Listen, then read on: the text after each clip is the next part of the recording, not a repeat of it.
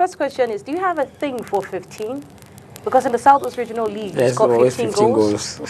In the Elite 2, you scored 15 goals. You have to break the ice. Yeah, do you have a thing for 15? I don't really know, but the number is really peculiar for me.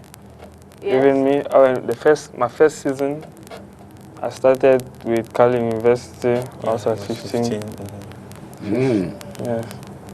I see. That's nice. So, and Always 15 goals. yes, and even my profile on Instagram and every place, It's Twitter, NJUMA 15. So I don't know. Maybe I'll you have try to- next I think maybe you have should to change it go- to Conrad Juma 20. 20, maybe. try it. You have to Change try it to Conrad Juma 20. Maybe next season you're going to score 20 goals and more. Okay, definitely. I'll think about it. Yeah, think about that. So tell us, second season in the MTN Elite 2 Championship, how has it been for you? Well, it started off complicated. I was in a kind of mix-up, transfers from Victoria United to IKOSE. So I was really hoping for playing time from my former club, which I did not have. Coming here a bit late, the start of the season, when about 2 matches had already been played. I was still positive, optimistic for my objectives, which I had made clear over the CRTV Boya radio station, and the objectives for the club too. Unfortunately, I could not meet up with the objectives for the club, but I met up with my personal objectives and could also help the team maintain in Elite 2. Yeah. Yeah, how's the transition, you know, from Victoria, even though you're still in Limbe, Victoria United to IKOSE Academy? Was it a smooth one? Because, I mean, from what I heard, from what I read, it says it was quite difficult. You had to adapt to the new faces you met at IKOSE Academy. Well, for the change from Victoria United to IKOSE was not really bad for me, because the faces there I already know. There are people from Limbe, Tico, Boya who are in the club, and I'm familiar with them. Some of them have been my friends, so it was not complicated for me to integrate with them. The coach who knew me, who saw me, who had seen me play since from Cali University in the regional league, entrusted me, and then administration also gave me confidence, and so that's how I took off and things started turning up for me. 15 goals in 15 games is incredible. How do you manage to keep up that high level of performance? Well, as I said, I started off late. Others were already scoring, and it was kind of discouraging. It was kind of discouraging, but once I reached, I think, 6 goals, I told myself, I can do this. And I always have this slogan I take from, because my mentor and inspiration is Cristiano Ronaldo. The second place will never be acknowledged. I always fight to be the first. So coming into the playoffs, I set objectives, very high objectives, so that even if I fall short, I know I can at least catch up. And so that's how I kept on moving, and things turn up the way they are now.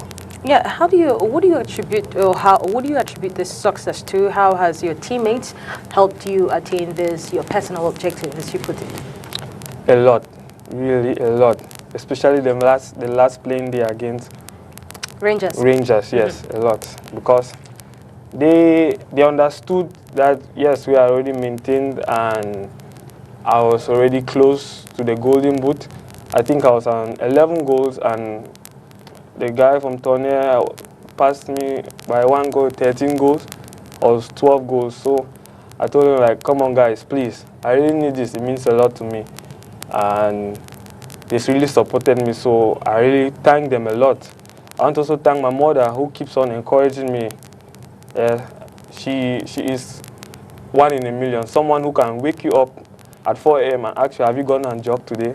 Have you trained? Because I have personal training that I do, and I let her know because she needs to know.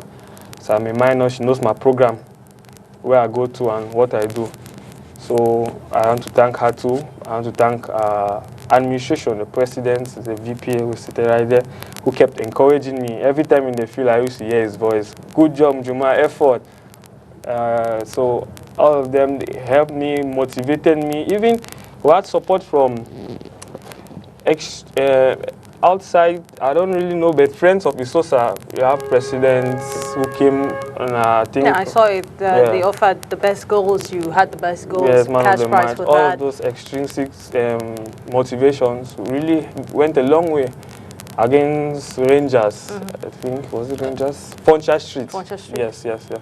So all those little motivations, encouragement, support from the team, all those contributed for me having those goals in the playoffs. Yeah, you've been quite consistent, and as a young player, what do you do, to keep your head down? Because, they say pride comes before the fall of a man, and it can be really, really challenging. You have this, you think you've gotten it. What do you do to keep yourself down at this point? I've had 15 goals, but I want to do more. I want to go for more. I want to have more. What do you do? Well, I take every stage I go through like a new challenge. Yes, I forget about everything. Like now, highest goal scorer for Elite 2 is done and dusted for me. I'm looking forward to the Cup of Cameroon. The game is there to take the team to the highest level possible and score as many goals as possible. Last time with Victoria United, I think for Victoria United, I was the highest goal scorer in the Cup of Cameroon. Scored 5 goals. So what keeps me humble is I tell myself what you have achieved is nothing compared to what you need to achieve. Because I don't feel like I've achieved anything yet to still be at this level based on what I dream to achieve. So that keeps me humble and motivated to keep working and aspiring for more. I mean, you talked about the game against Rangers and how you talked to your teammates that you really needed it and it came through for you. Against big games, against Ade, against Jico, how do you prepare for that mentally? Well, as a striker, you are expected to produce on that day. What do you do mentally to just keep yourself calm and face on the challenge? Well, yes, there's a lot of pressure and the position, striking position, and for someone who is as small as I am, because some people call me small 9 because of the height and size and stuff. There are some techniques I used to follow I do a lot of research on YouTube, on Google, on those top flight players, professionals, what they do to keep them calm before the matches. Like you have visualization. Visualization, you imagine the match before time, you put yourself doing the best, and then it tries to enable you, give you a cold head before the match and stuff like that. I also have breath technique. Yes, I do that almost any time to calm down my nerves. It helps in also endurance. It says something from the West, there are books about it, the breath technique and the visualization and stuff like that. So all of those, and I watch videos of my idol, Ronaldo, I watch Mbappe, I even watch videos of myself. Then I pray most of all to God, telling him my plans, commit my plans to him, because I write all of my plans and objectives in a book. And then I submit it to him and tell him, God, this is what I want to achieve. Please help me do this. Yeah, you've been praised a lot for your speed, your dribbling, as well as your ball control. What aspect of your game do you feel you've improved since joining Isophobe's Academy? I'll say my control, because speed I've had since I was really little. Finishing, I worked on that on the regional, because I started off as a striker who used to miss a lot.